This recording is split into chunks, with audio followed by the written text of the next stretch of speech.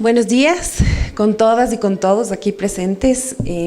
Es un placer estar entre colegas y que este auditorio esté lleno, repleto, tal cual lo imaginábamos y lo esperábamos.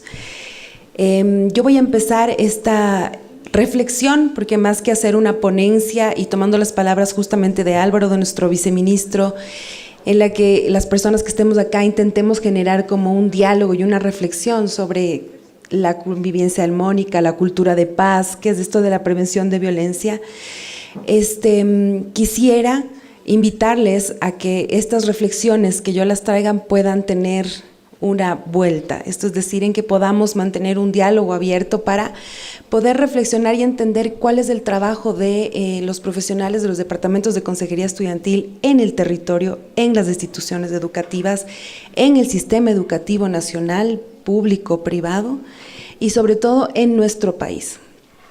No es coincidencial que hayamos elegido estos temas para nuestra práctica profesional.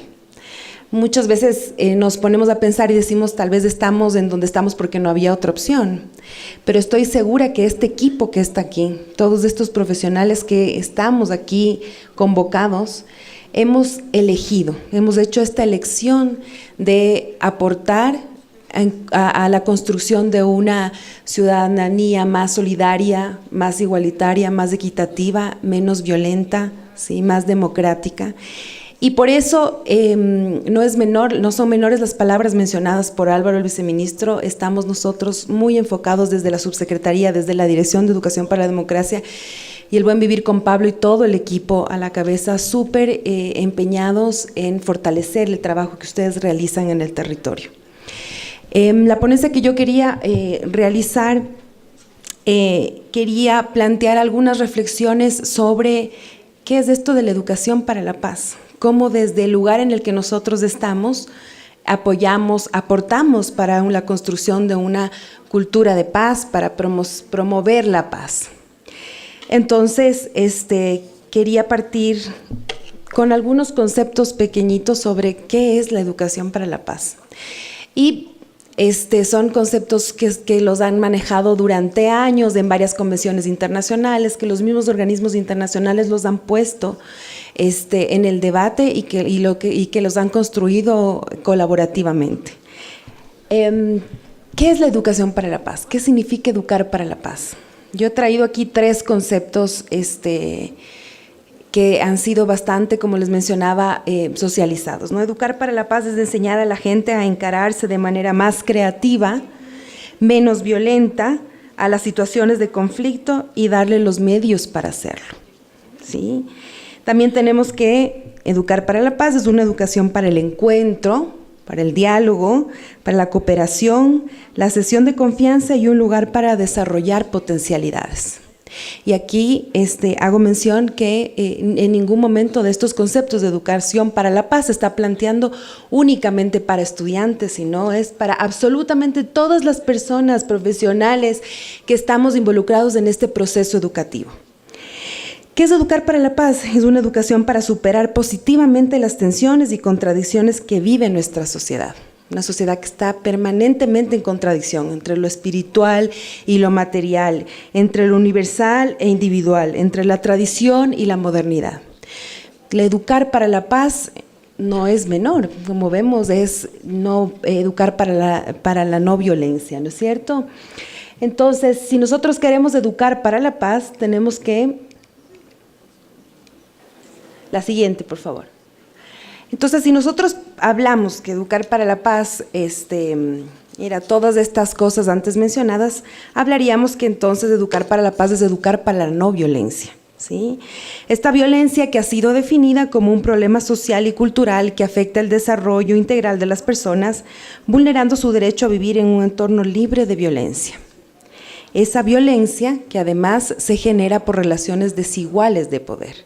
Y creo que esto es súper importante plantearnos que la violencia no se genera por problemas económicos, no se genera por la pobreza, no se genera por las adicciones. La violencia se fundamenta por las relaciones desiguales de poder que existen en absolutamente todas las relaciones sociales que tenemos las personas, ¿sí? Entonces, yo quería traer aquí unas cifras, unos datos, unas estadísticas que nos van a permitir entender y reflexionar qué es esto de la violencia que se está cometiendo en las instituciones educativas y cómo nosotros podemos educar para la no violencia. Educar entendiendo el proceso educativo como no únicamente el que se realiza en el aula, desde esta idea histórica de que la educación es un proceso únicamente de entregar aprendizajes, ¿sí? de entregar aprendizajes del que además del que él conoce hacia los que no conocen, a los que no tienen conocimiento, a los que no tienen información, sino entendiendo a este proceso educativo que lo realizamos todas las personas en todos los momentos de nuestra vida y no únicamente en la calidad de docentes, ¿sí? Sino en la calidad de profesionales de los DECES, autoridades educativas, docentes, padres y madres de familia, ciudadanos y ciudadanas de este país. Quisiera entonces que podamos reflexionar y evidenciar algunos datos que a nosotros dentro del Ministerio de Educación nos han permitido generar varias reflexiones importantes sobre cuál es la incidencia de esta problemática de la violencia, y voy a hablar específicamente de la violencia sexual por la magnitud y la gravedad de este tipo específico de violencia que se ha evidenciado este último tiempo en los medios de comunicación. Además, quisiera resaltar, tal cual lo mencionó Álvaro, el viceministro, que no es que las denuncias nos dejan ver que la violencia ha incrementado. Lo único que nos permiten ver es que tal vez nosotros desde el mismo sistema educativo estamos generando algunas estrategias o mecanismos para que estos casos puedan salir a la luz. Y mucho de este trabajo depende de los profesionales de los departamentos de consejería estudiantil, de los profesionales que están aquí, de las personas que nos estamos encontrando acá. Entonces quisiera mencionar la siguiente, por favor, que del último registro que tuvimos, que el Ministerio hizo un trabajo bastante exhaustivo de recuperar información, y en el último registro, desde el periodo del 2014 hasta octubre del 2017, tenemos denunciados delitos sexuales en el ámbito educativo a 919 casos. ¿Sí? Y aquí en esta lámina específicamente vamos a mirar cómo ha sido este comportamiento de la denuncia de este tipo de violencia en el sistema educativo por años. Entonces tenemos que en el 2014 se tuvieron 34 denuncias, en el 2015 94, en el 2016 389 y en el 2017 402. Esto nos permite evidenciar lo que mencionaba anteriormente, que no es que la violencia ha incrementado, han incrementado los canales de denuncia, ha incrementado la información que tenemos en relación a qué es un delito sexual, qué es una situación de violencia, ha incrementado el interés de poder hablar sobre este tema, de evidenciar que es un problema, que existe, que tenemos un problema. Siguiente, por favor. De las denuncias presentadas, aquí estoy planteando un cuadro por zonas, entendiendo que tenemos aquí a todos los profesionales que están en el territorio. Entonces tenemos que del total de estas 919 denuncias, el número más alto se concentra en la zona 9, posteriormente en la zona 5 y posteriormente en la zona 1. Estas denuncias también están relacionadas por densidad poblacional, por eso tenemos la zona 9, que es el Distrito Metropolitano de Quito, que tiene la mayor población del país con mayor índice de denuncias a nivel nacional. Pero es interesante hacer esta mirada por zonas porque estamos viendo no únicamente en dónde es que se genera más violencia, pero sí tal vez nos permiten ver estos datos en donde existen mejores mecanismos para denunciar este tipo de violencias en el ámbito educativo. Es importante resaltar que además de estas 919 denuncias presentadas, son denuncias sobre delitos sexuales o infracciones de carácter sexual cometidos o detectados en el ámbito educativo. Las escuelas, las instituciones educativas son una de las principales entradas para conocer sobre este tipo de violencia, ¿sí? Siguiente, por favor. Esta lámina hace referencia a un ejercicio que hicimos desde el reporte que seguramente muchos de ustedes enviaron a la planta central, y que sin ser una competencia nuestra como funcionarios del Ministerio de Salud, ¿sí? de Educación, porque nosotros no somos de la Administración de Justicia, no somos jueces, no somos fiscales, no tenemos el rol de tipificar el tipo de delito sexual, pero en este esfuerzo por tratar de entender la problemática y la magnitud de cada uno de los casos denunciados, se ha hecho este ejercicio para tratar de tipificar de estas 919 denuncias que tenemos a qué tipo de delito sexual se hace referencia. Y vemos que la mayoría de los casos están concentrados en el acoso sexual, le sigue el abuso sexual y en tercer lugar está la violación. Todos estos tres tipos de delitos sexuales son graves, ¿sí? Y en un proceso judicial implican privación de la libertad de entre 25 a 40 años. ¿Sí? Hay otros también detectados en menor categoría que también son importantes, como son la distribución o disposición de material pornográfico, la explotación sexual de personas, contacto con finalidad sexual por medios electrónicos, corrupción de niños, niñas y adolescentes y utilización de personas para exhibición pública con fines de naturaleza sexual. Todos estos delitos han sido cometidos o detectados al interior de las instituciones educativas. Siguiente, por favor.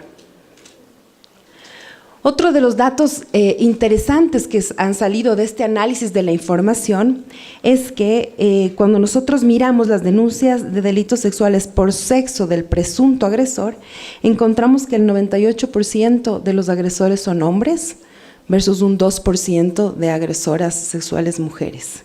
¿Sí?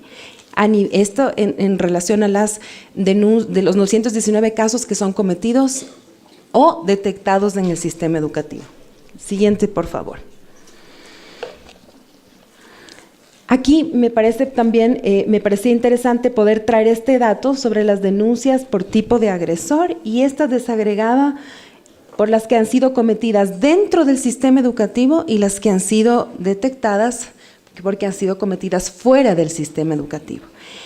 Entendiendo que dentro del sistema educativo este tipo de delitos pudo haber sido cometido por un compañero de aula, ¿sí? Un par, porque tenemos también casos de violencia sexual entre pares y ustedes lo saben mucho al igual que nosotros, por conserjes o personal de limpieza, por docentes, ¿sí? Por estudiantes del establecimiento y por personal administrativo. Entiéndase dentro del personal administrativo, autoridades educativas también.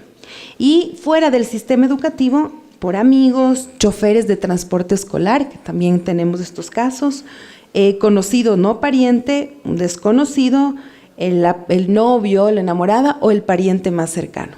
La mayoría de los casos de violencia sexual cometidos de niñas, niños y adolescentes en nuestro país y en el mundo son cometidos por las personas más cercanas a las víctimas, ¿sí?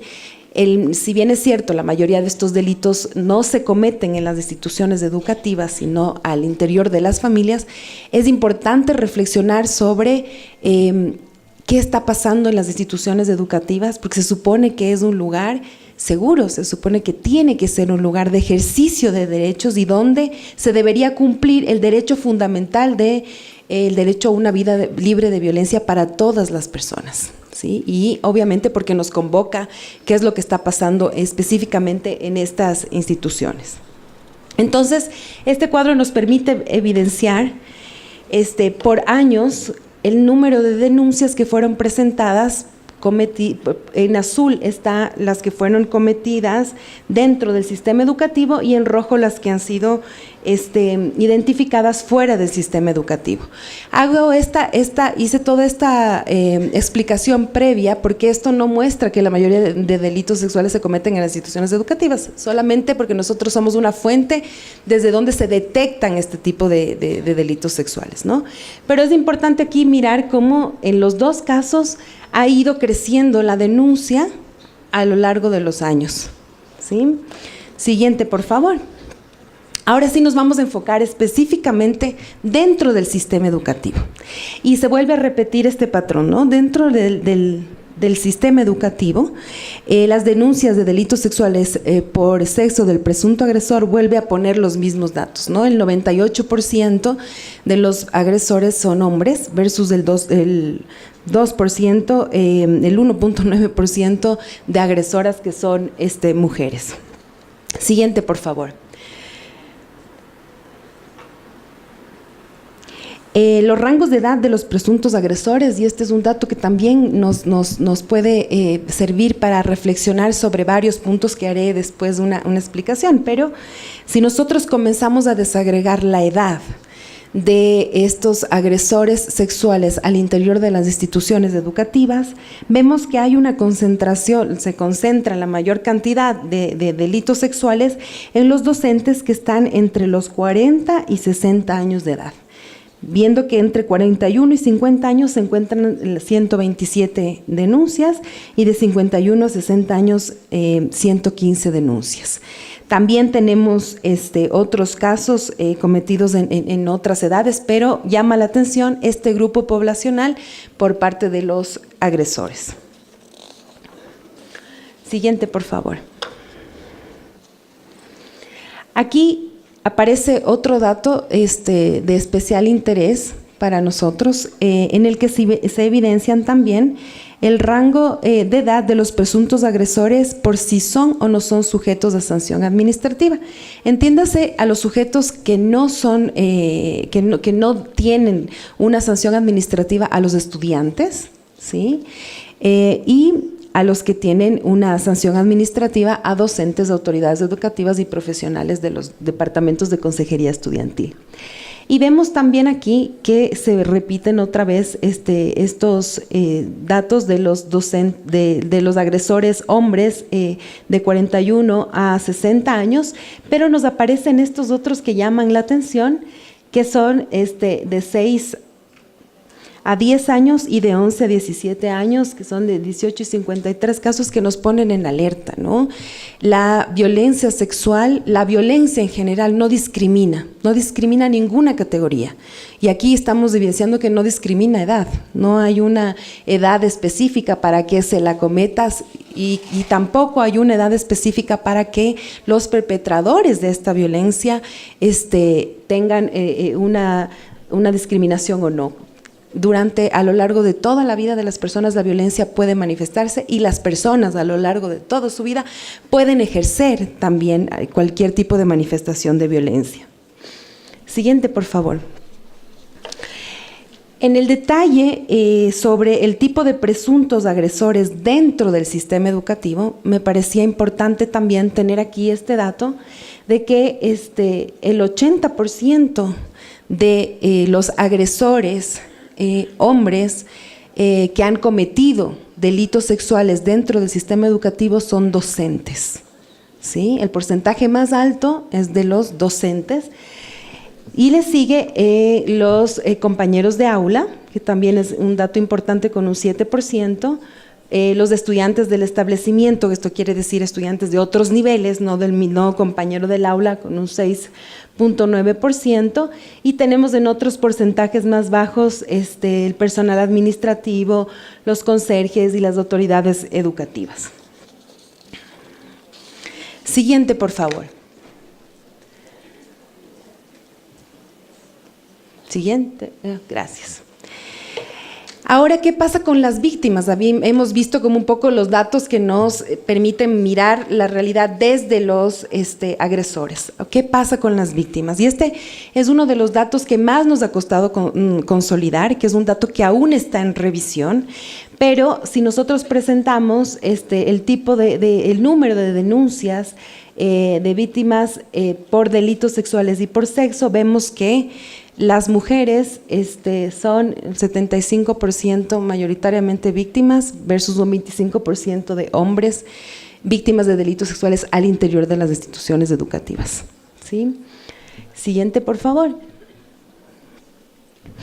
Y esta es otra que me parecía interesante traerla acá para la reflexión, que es el número de víctimas por nivel de educación escolarizada. De todas estas víctimas de violencia sexual identificadas por estas denuncias en el sistema educativo, estamos viendo que la mayoría de víctimas se concentran en la básica superior y el bachillerato, ¿sí? Teniendo también estos otros casos que nos llama la atención en inicial, en preparatoria, en básica elemental, pero como podemos ver acá, el número más alto está registrado en la básica superior, ¿sí? Estamos hablando entonces más o menos desde unos 12 años hasta los 15 años, y en el bachillerato, que es desde los 15 hasta los 17, 18 años, ¿sí? Siguiente, por favor. Con todos estos datos, a mí me parece que es importante plantear los datos, porque nos dan una realidad de manera distinta. Los números dicen muchas cosas y nos permiten también empezar a comparar, a reflexionar, y es lo que nos estamos planteando al interior del Ministerio de Educación, ¿no? Específicamente desde el área en la que ahora estamos y que siempre ha sido responsable sobre este tipo de violencia.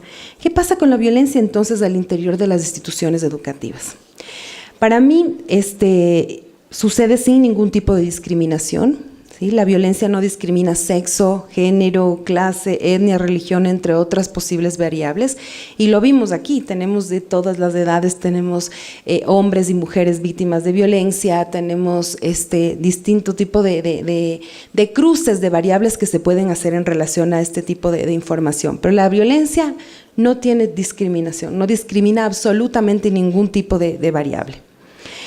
Las denuncias han ido en aumento, ya lo he mencionado anteriormente, lo cual no quiere decir que la violencia incrementa, pero ahora se visibiliza. Y yo creo que esto lo he repetido en varias ocasiones y creo que todos lo estamos repitiendo de manera permanente, porque el primer punto de partida para enfrentar el tema de la violencia es reconocerla. Es dejar de naturalizarla, es dejar de creer que es normal, que es natural, que nosotros venimos desde esta cultura, que nosotros somos así, que nosotros, ya como a mí también me pasó, entonces si pasa yo no voy a decir nada.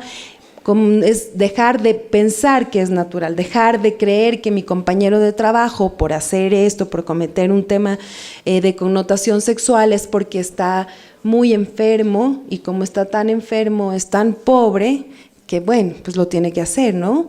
Entonces es súper importante el visibilizar la violencia, el dejar de creer que esta es natural, porque nos va a permitir enfrentar el problema, y esto es lo que estamos intentando hacer con abrir estos canales para la denuncia, para hablar sobre este tema. Obviamente, esta es la punta del iceberg de la realidad de la problemática en relación con la violencia. Yo he hecho aquí un corte específicamente para hablar sobre la violencia sexual, pero hay otras formas de violencia que son sistemáticas, que son permanentes, que van en aumento, que son progresivas, que se generan también no solo en las instituciones educativas, sino en la sociedad en general, y que nos están poniendo en evidencia que tenemos que reflexionar qué es lo que está produciendo estas relaciones de violencia. Una de las principales manifestaciones de violencia sexual es el acoso sexual, y esto me parece importante de reflexionar, porque el acoso sexual tipificado en el Código Orgánico Integral Penal en nuestro país es de este tipo específico de violencia que ejerce una persona que está en una relación de autoridad frente a otra. Es lo que se tiene que intentar probar cuando se pone una denuncia por acoso sexual. Por sobre todo lo que hay que probar es esta relación jerárquica o esta relación de poder que existía entre el agresor y la víctima, o que existe entre el agresor y la víctima.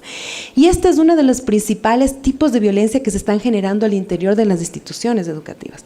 Si partimos desde este enunciado inicial que mencionaba, que la violencia se genera por relaciones desiguales de poder, ¿qué es lo que está pasando en nuestras instituciones educativas? Que el acoso sexual es una de las principales manifestaciones de violencia cometidas en contra de nuestros estudiantes, ¿sí? Ahí se está evidenciando que hay una exacerbación de estas relaciones desiguales de poder, que se las está viviendo de manera exagerada, para que nosotros tengamos al acoso sexual como uno de los principales violencias que se cometen en las instituciones educativas. La siguiente, por favor. Estos datos ya los mencioné, pero los vuelvo a poner acá. El 98% de los agresores son hombres, ¿sí? Y este es un dato que también nos permite reflexionar sobre qué está pasando con los hombres de nuestro país? ¿Qué está pasando con los hombres de nuestro sistema educativo? ¿Qué está pasando con estos jóvenes, estos niños, ¿sí? Estos adolescentes hombres en nuestro país? El 75% de las víctimas son mujeres, ¿sí? Y estos son números, yo por eso quería traer estos números, porque los números nos permiten ser objetivos, nos dejan salir de estos discursos en los que creemos que ahora también los hombres son violentados y que también necesitan una respuesta, y es verdad. La sociedad ecuatoriana, no estamos viendo acá las personas, nuestros estudiantes, niños, niñas, adolescentes, tenemos estudiantes jóvenes, adultos también, están siendo víctimas de violencia. Nosotras, las personas de la sociedad ecuatoriana, estamos siendo víctimas de violencia. Pero hay una diferencia, tenemos la mayoría de agresores hombres y la mayoría de las víctimas mujeres. Esto nos tiene que llevar a pensar qué es lo que está pasando en estas relaciones, ¿sí? ¿Cómo se están concibiendo estas relaciones de género, estas relaciones entre hombres y mujeres, estas relaciones que además se pueden cuestionar, se pueden revisar, se pueden mejorar al interior de las instituciones educativas? El rango de edad predominante de los agresores es de 40 a 60 años, que los vimos, ¿sí? Que también nos da como otros elementos. ¿Qué está pasando en este rango de edad en la mayoría de estas personas agresoras, de estos agresores? ¿Qué pasa de los 40 a los 60 años? Y esto yo quería contrarrestarlo con la edad del mayor número de víctimas de estudiantes, que está, como lo mencionamos antes, entre los 12 y 17 años. Entonces tenemos como agresores que están bordeando los 40 y 60 años con mayor experiencia, con mayor conocimiento, con tal vez más poder, ¿sí? Versus unas víctimas, niñas, niños, adolescentes que bordean la edad de entre 12 a 17 años, que obviamente no están en igualdad de condiciones, que obviamente no se encuentran en el mismo lugar y que obviamente terminan siendo víctimas. El 80% de los agresores dentro del sistema educativo son docentes. Esto quiere decir que son los más cercanos dentro del proceso educativo a los y las estudiantes. Son quienes están en el aula, son quienes están permanentemente en relación con los estudiantes, son las personas, se podría mencionar, de mayor confianza para estas víctimas, ¿sí? Y también, como nos ha evidenciado estos casos que han salido a la luz ahora, estas además personas que conocen todos los mecanismos de manipulación frente a las víctimas también. Siguiente, por favor. La cultura de la violencia está muy presente en nuestra vida cotidiana y afecta a millones de personas, ¿sí? ¿Y por qué pongo este dato? Porque nosotros, más allá de ser psicólogas clínicas, profesionales de los departamentos de consejería estudiantil, docentes, autoridades educativas, somos personas, ¿sí? Somos padres, somos madres, somos amigos, somos compañeros, y si nosotros no hemos reflexionado sobre cómo estamos construyendo nuestras relaciones sociales, no solamente dentro del aula o dentro de la institución educativa, sino dentro de nuestras relaciones con nuestros compañeros y compañeras de trabajo, al interior de nuestras familias, con nuestros hijos, con nuestras hijas, con nuestras parejas, vamos a seguir contribuyendo para esta cultura de la violencia que en nuestra sociedad, así como en todas las sociedades del mundo, está presente. Construir una cultura de paz exige no aceptar conductas sociales que ensalzan el uso de la fuerza y la violencia o valoran el desprecio y el desinterés por los demás. Y esto aplica no únicamente para cómo nosotros nos relacionamos con los y las estudiantes, aplica para cómo nos relacionamos en nuestra vida en general, ¿sí? Entonces, si nosotros aportamos por una educación para la no violencia, para una educación para la paz, debemos empezar a reflexionar y a cuestionarnos nuestras conductas en relación a cómo vamos naturalizando la violencia. Allí la institución educativa es un espacio privilegiado para poder cambiar este tipo de cultura, para hacer una transformación cultural en relación a este tipo de conductas. Yo entonces, luego de haber presentado como estos datos que nos evidencian el nivel de la problemática, que nos dejan ver en dónde se está cometiendo este tipo de violencia, qué tipo de violencia el que más nos aqueja dentro del ministerio, del sistema educativo, qué pasa con los agresores, qué pasa con las víctimas, quisiera plantear algunas posibilidades de reflexión, porque más allá de contar una experiencia exitosa que dentro del Ministerio de Educación tenemos varias en apoyo con muchas de las personas que están aquí de la misma cooperación internacional, pero también de su trabajo, yo quisiera como que vayamos más a la reflexión, ¿sí? En qué es estas otras cosas que más allá de un manual, más allá de una metodología, más allá de un proceso de formación, nos van a permitir educar para la paz, educar para la no violencia. Siguiente, por favor. Entonces, ¿qué hacer para educar para la paz? ¿Sí? Y me parecía fantástica esta cita de un texto muy lindo que menciona: las prácticas pedagógicas son prácticas del habla. Convocan un arte de la palabra en un oficio de relación, que nos configuran como sujetos en la medida en que demarca qué es lo que se puede decir, con qué palabras se nos puede nombrar, articulando lo que queda dentro y fuera del lenguaje compartido. ¿Sí?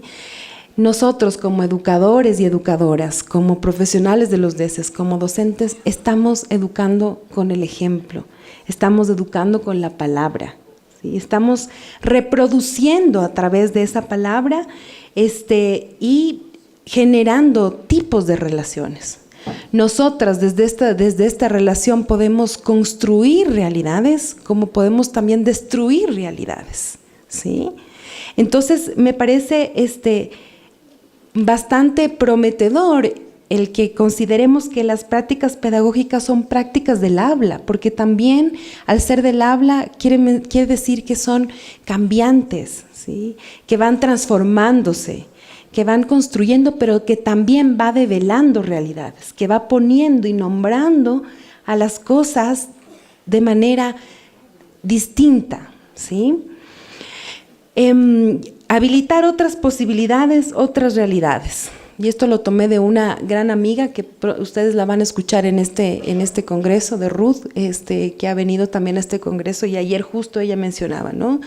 La educación te debe permitir habilitar otras posibilidades, habilitar otras realidades, no pensar que todo es homogéneo, que todo se estandariza, que todas las personas somos iguales, del mismo color, del mismo tamaño, con los mismos gustos, de que aprendemos de la misma manera. La educación tiene que permitir, tiene que habilitar estas otras posibilidades, habilitar además todos los contextos en los todos los contextos que tenemos, que encontramos al interior de las instituciones educativas. ¿Qué hacer también?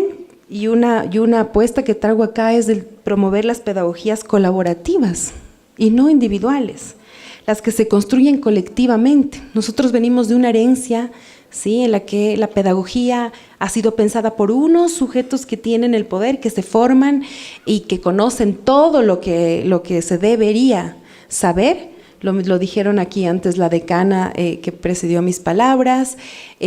Aquí se forman, ¿no? Ella decía, aquí se forman los profesionales que van a ir, los futuros pedagogos, psicólogos educativos que tienen el conocimiento, pero este conocimiento nunca se debe agotar. Y este conocimiento es mucho más rico si se construye colaborativamente. Entonces la apuesta sería pasar a una pedagogía colaborativa, una pedagogía que nos permita construir modos de enseñanza, no solamente entre docentes, sino entre docentes, estudiantes, padres y madres de familia, profesionales de los DESES, sociedad, comunidad, medios de comunicación, pedagogías colaborativas que nos permitan salir de esta idea de que hay uno que enseña a otro que no sabe, a otro que no conoce, ¿sí? Creo que también es importante mirar cómo reconstruimos el vínculo docente-estudiante, que se sustenta en una relación de igualdad de oportunidades y derechos para todos. La relación del docente y el estudiante está en crisis, ¿sí? Está en crisis, lo escuchamos, seguramente ustedes lo deben escuchar a diario. Docentes que se sienten incómodos porque no saben cómo imponer autoridad, ¿no? Docentes que no saben, que tienen este discurso de manera reiterada en la que mencionan que antes sus estudiantes sí les respetaban, ¿no? Sí les temían, ¿no? Que llegaban y que todos estaban en silencio, ya no había nada más que hacer. Tenemos también, seguramente ustedes hasta tienen más de estos ejemplos de estudiantes que te mencionan que hay docentes que no tienen toda la información que requieren, que no conocen, ¿no? Y justamente todo este tema relacionado con las tecnologías ha hecho que esta relación de docente-estudiante se ponga más en crisis, porque las tecnologías nos ha permitido poner en riesgo y en juego este poder que te da la información. ¿Sí? La información es poder, pero ahora la información está al alcance de todas las personas y no necesariamente está situado en un solo lugar, en un solo sujeto, en el docente que sabe todo versus el otro que no conoce. Entonces hay que pensarnos y replantearnos cómo reconstruimos este vínculo. ¿Qué es lo que podemos hacer? ¿Cómo se construyen relaciones que estén garantizando una igualdad de oportunidades, pero también de derechos entre todas las personas que hacemos parte de este sistema educativo? Siguiente, por favor. Las instituciones educativas son un contexto social y cultural muy importante en la producción y transmisión de valores y en la reproducción de las discriminaciones y de los estereotipos sobre las identidades sexuales. Repensarnos qué es esto de la transmisión de valores que estamos haciendo y de estereotipos. A mí, personalmente, la palabra valores me genera un poco de incomodidad, ¿sí? Porque creo que en nuestro país se ha tendido también a darle un carácter moralista al tema de los valores, ¿no? Y nosotros tenemos que recordar que estamos en un estado laico, en un estado en el que se respeta absolutamente todas los cultos, las religiones y las creencias de las personas que hacemos nuestro país. Pero las instituciones educativas son los principales espacios de socialización y donde se transmiten estos imaginarios, donde se transmiten estos estereotipos, donde se transmiten estos valores o antivalores, como muchas personas los llaman. Y aquí es importante que nosotros partamos en cómo nos repensamos antes que educadores o que profesionales de los DESES como personas, ¿sí? Cómo nosotros hemos reflexionado sobre nuestras prácticas, cómo nosotros hemos construido nuestra identidad, nuestra orientación sexual. ¿Qué tipo de personas también estamos siendo? Por eso menciono que aquí un poco la reflexión y el reto está en cómo nos repensamos como personas primero antes que como educadores, entendiendo que la institución educativa es este espacio privilegiado de socialización. Creo que también otro de los retos que planteo acá es cómo enseñamos a perder el miedo a la diferencia de los otros, a tratar a las demás culturas en igualdad de condiciones y no imponiendo modelos. ¿Cómo aprendemos de la diferencia? ¿Cómo aceptamos la diferencia?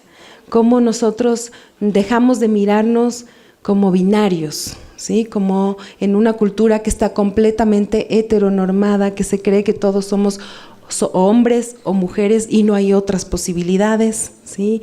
Cómo vemos al que viene de lo rural como diferente si estamos en la ciudad, cómo vemos al que viene de otra clase social, de otro país, de otro contexto, es decir, cómo vamos trabajando en un verdadero concepto de la inclusión y cómo esto de la inclusión además se transmite, se hace vivencia en el sistema educativo.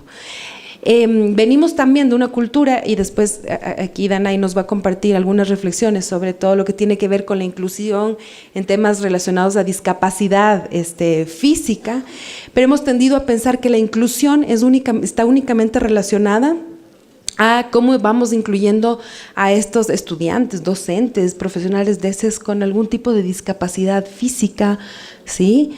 Pero la inclusión tiene que ser más amplia, tiene que ser pensada desde este miedo justamente a quitar el miedo a la diferencia. ¿Cómo enseñamos en el respeto a la diferencia? Enseñar para la igualdad, ¿sí? Enseñar para todas las personas. Esto quiere decir que nosotros desde las instituciones educativas proponemos prácticas igualitarias, vivimos la igualdad, las personas somos iguales, ¿sí? Y por último quisiera mencionar esto que me parece importante, que es garantizar el acceso a las mujeres a la educación.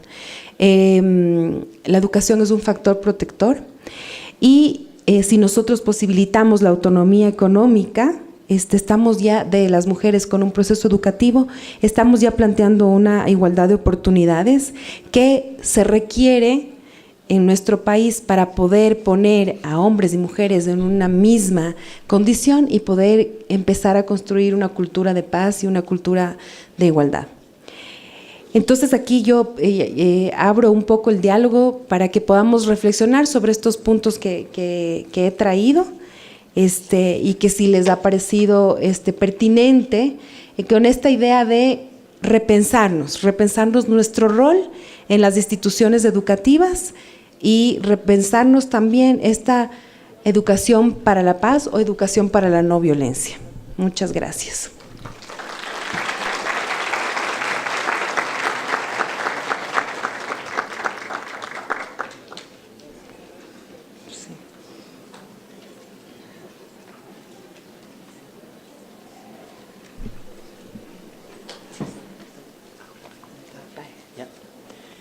Muchísimas gracias, María Fernanda. En realidad, el tema de la violencia es algo que nos interpela en cada uno de nuestros quehaceres laborales y profesionales. Se han realizado muchas preguntas muy interesantes. Hemos elegido algunas de ellas, otras las dejaremos en stand-by porque van a ser respondidas con los talleres también. Entonces, María Fernanda, vamos a leer la primera pregunta.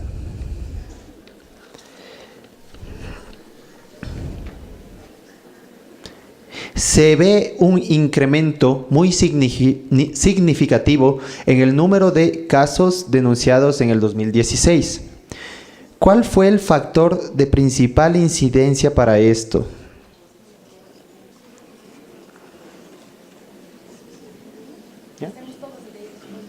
Ya. La segunda pregunta. ¿Qué medidas se han tomado o van a implementar para disminuir los índices de violencia sexual por parte de los docentes y cómo no dejar que esto influya en el vínculo docente-estudiante? La tercera pregunta, ¿qué estrategias para promover una cultura de paz tiene previstas para próximos años lectivos desde la Subsecretaría para la Innovación y el Buen Vivir?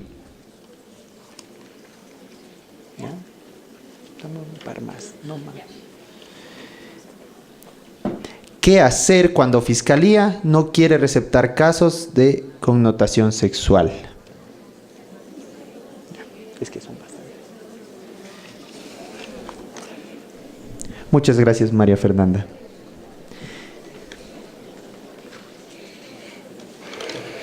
Ya, con relación a la primera pregunta de que se han incrementado las denuncias de casos en el año 2016, ¿cuál es el principal factor de incidencia? Pues creo que es todo el trabajo que ustedes han hecho. Ustedes están en el territorio, ustedes tienen la responsabilidad de justamente promover las rutas y los protocolos para la atención de este tipo de casos específicamente. La gente está más informada, las personas saben a dónde acudir, las personas saben qué hacer y las personas están reconociendo qué es la violencia, ¿sí? ¿Qué tipo de violencia es la que me está ocurriendo? Entonces, para mí, evidentemente, el principal factor es todo el trabajo que ha hecho el mismo ministerio a través de ustedes, que son parte del ministerio, en dar mayor información, en hablar sobre este tema, en generar espacios. Creo que también otro de los factores que ha incidido en que se aumente el tipo de denuncias es que ahora tenemos como mayor acceso a la información. Existen un montón de redes sociales, existen un montón de procesos de información que están mediados, más que mediados, no tienen tantos filtros, entonces podemos nosotros tener mucho más acceso a este tipo de información. Con relación a la segunda pregunta sobre las medidas para disminuir la violencia y cómo esto no influye en el vínculo docente-estudiante, bueno, yo lo he planteado permanentemente en las reflexiones que he traído acá, en que hay que repensar estas relaciones y sobre todo el tema de la jerarquía y las relaciones de poder que se han establecido históricamente en la relación docentes-estudiantes, ¿sí? Hay que construir una nueva relación, ¿sí? Hay que construir una relación que además esté mediada por todas las problemáticas sociales que engloba nuestra sociedad, todas las realidades que tiene nuestra sociedad, ¿no? Con todas estas otras herramientas que además ahora tenemos en el ámbito educativo. Entonces creo que una de las principales medidas para disminuir la violencia es generar relaciones en donde el poder no sea un tema, ¿no? Donde el poder no se establezca como lo principal, sino más bien en donde tengamos estas pedagogías que estaba planteando también a lo largo de esta discusión, colaborativas, que invita al otro a aprender y a enseñar, no que simplemente sea dedicado a enseñar sin recibir a cambio, sin ser retroalimentado. Y claro, como esto, no recuerdo exactamente la pregunta, yo noté cómo esto no influye en el vínculo docente-estudiante o influye. ¿Y cómo influye? Influye porque si nosotros tenemos… ¿Cómo no dejar que esto influya en el vínculo docente-estudiante? La violencia, me imagino, ¿cómo no dejar? Bueno, la violencia nos afecta a todas las personas, no solamente a los docentes y a estudiantes, nos afecta absolutamente a todos los que estamos sentados en este espacio, a los que estamos fuera de este espacio. La violencia va a influir. Nosotros lo que tenemos que pretender es a evitar la violencia, a prevenir la violencia, a construir otro tipo de relacionamiento, a dejar de naturalizar la violencia, es una de estas. Y específicamente en el vínculo de estudiante y docente, creo que es a encontrar otros mecanismos de encuentro, ¿sí? Hay otras formas de enseñar, hay otras formas de aprender y abrirnos a mirar cuáles son estas otras formas que nos permiten entender que no todos somos iguales, que no todos tenemos exactamente la misma forma de aprender, que tenemos las mismas necesidades y que además necesitamos exactamente una sola respuesta, ¿no? ¿Cuáles son las estrategias que desde la subsecretaría se están planteando para promover una cultura de paz o educar para la paz? Nosotros hemos hecho un trabajo súper arduo en construir una estrategia de prevención de las violencias. Y dentro de las acciones que vamos a implementar hay varias acciones y están enfocadas para los distintos actores del ámbito educativo. Entonces, queremos iniciar procesos de formación para los docentes, ¿sí? Queremos iniciar procesos de formación permanentes para los profesionales de ESES. Estos procesos de formación que queremos hacerlos con ustedes son más de construcción, ¿sí? Construcción y más que de entender específicamente cómo funciona un tipo específico de metodología, sino cómo nos vamos deconstruyendo en este rol que tenemos en el territorio en el que estamos y enfrentamos esta problemática en nuestras instituciones educativas, ¿sí? Se están planteando también algunos procesos interesantes que los van a conocer ustedes en el marco de este congreso. Varias de las metodologías que se va a presentar en este congreso son con las que vamos a incursionar estos próximos años, en el que está, ahorita que veo aquí a al padre José Antonio el tesoro de Pasita. Vamos a iniciar un proceso de formación con esta metodología que ha sido bastante interesante, probada con unos resultados muy positivos. También están aquí otras compañeras que tienen otras metodologías como el recorrido participativo, algunas metodologías que van a permitir que en el aula y que en el trabajo que están haciendo los docentes se pueda abordar el tema de los patrones sociales que naturalizan la violencia, que se pueda hablar sobre la educación para la sexualidad integral, porque no podemos prevenir la violencia si es que no abordamos la educación sexual integral de todas las personas, no solamente de nuestros estudiantes, sino de todas las personas, incluidas a nosotros en este proceso. Vamos a iniciar también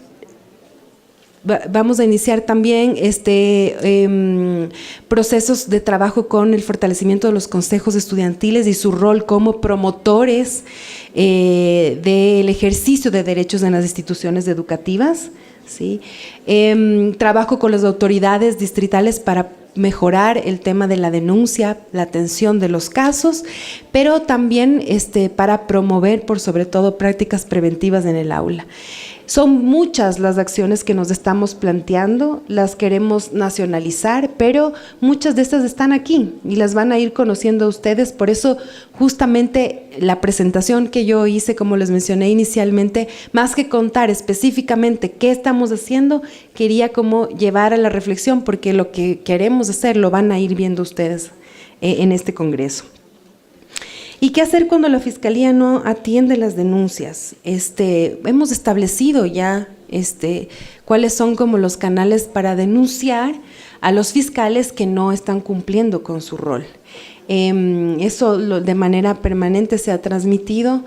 Tenemos contactos en las fiscalías provinciales a través de este convenio. Ustedes conocen, y perdón que sea tan específica para las personas que no están directamente relacionadas con el Ministerio de Educación, pero las que sí, sabemos que tenemos un convenio cuatripartito con la Fiscalía General del Estado, con el Consejo de la Judicatura, el Ministerio de Justicia y el Ministerio de Educación, para priorizar la atención de estos casos, y que además lo que nos está planteando es un mecanismo de articulación más cercano.